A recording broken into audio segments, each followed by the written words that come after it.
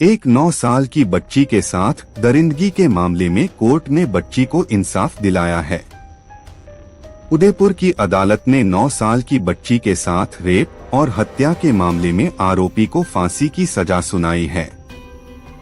इस हत्याकांड में आरोपी के साथ उसके माँ बाप भी शामिल थे, जिसके लिए कोर्ट ने उन्हें भी सजा सुनाई है।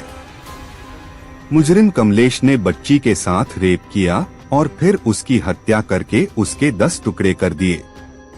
इतना ही नहीं, टुकड़े करने के बाद बोरे में भरकर खंडहर में फेंक दिया ताकि कोई ढूंढ ना सके।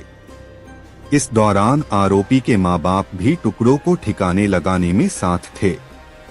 माँ बाप ने दिया आरोपी बेटे का साथ। उदयपुर की पोक्सो कोर्ट ने फैसला सुनाया और आरोपी कमलेश को मुजरिम करार देते हुए फांसी की सजा सुनाई।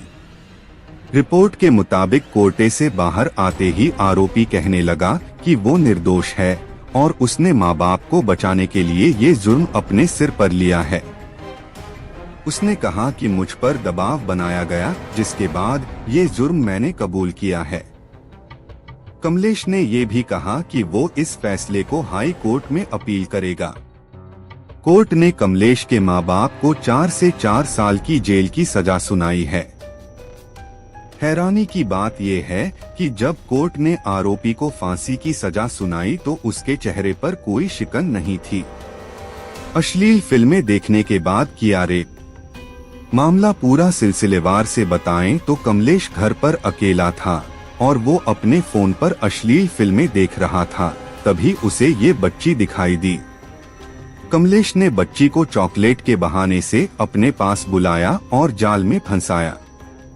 घर पर बुलाकर लड़की का रेप किया।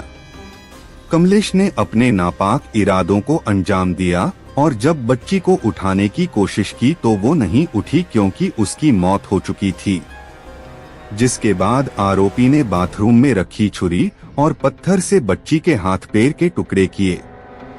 शव के 10 टुकड़े कर खंडहर में फेंका। जब इस बारे में आरोपी के माँ बाप को पता चला तो फिर तीनों ने मिलकर घर से दूर शव के टुकड़े फेंकने का प्लान बनाया और बोरे में डालकर घर से 200 किलोमीटर दूर टुकड़े खंडहर में फेंक दिए। बताया जा रहा है कि बच्ची कमलेश को भैया कहकर बुलाती थी और रक्षाबंधन पर राखी भी बांधती थी। 29 मार्च को बच्ची के परिवार ने शिकायत दर्ज कराई थी। उस दिन बच्ची 4 बजे स्कूल से आई थी और फिर अपने कपड़े बदलकर ये बोलकर बाहर गई कि वो अपने ताऊ जी के पास जा रही है, लेकिन उस दिन वो घर वापस आई ही नहीं। पुलिस को शिकायत मिलने पर डॉग स्क्वाड की मदद से बच्ची के शव के टुकड़े खंडहर से बरामद किए गए। जब कमलेश पकड़ में आया तो पुलिस ने 303 पन्नों की चार्जशीट पेश की थी। उसके आधार पर कोर्ट में चले ट्रायल में कोर्ट ने कमलेश को धारा 363, 366, 376, 2 302 और पॉक्सो एक्ट 2013 की धारा 6 में दोषी माना। कोर्ट ने मामले की गंभीरता को देखते हुए कमलेश को इन धाराओं में मृत्युदंड की सजा सुनाई। हाई कोर्ट में अपील कर सकता है।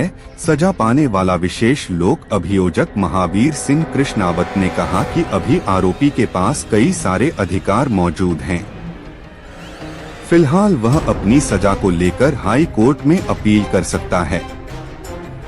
यदि हाई कोर्ट से भी फांसी की सजा बरकरार रहती है तो वह सुप्रीम कोर्ट में अपील कर सकता है।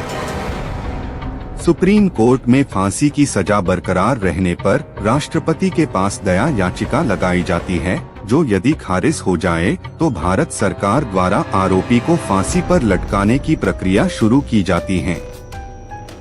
आरोपी हाई कोर्ट में अपील ना भी करे तो भी सरकार की ओर से आरोपी के लिए उच्च न्यायालय में अपील की जाती है। विशेष लोक अभियोजक महावीर सिंह कृष्णावत इस जघन्य हत्याकांड की चर्चा के दौरान भीलवाड़ा के भट्टी कांड की भी चर्चा करते हैं और बताते हैं कि महज 9 महीने में उन्होंने बेहतरीन तरीके से पैरवी करते हुए हत्यारों को फांसी की सजा तक पहुंचाया था। आपकी क्या राय है? ऐसे लोगों के साथ क्या करना चाहिए? कमेंट में जरूर बताएं। मिलते हैं नेक्स्ट वीडियो में।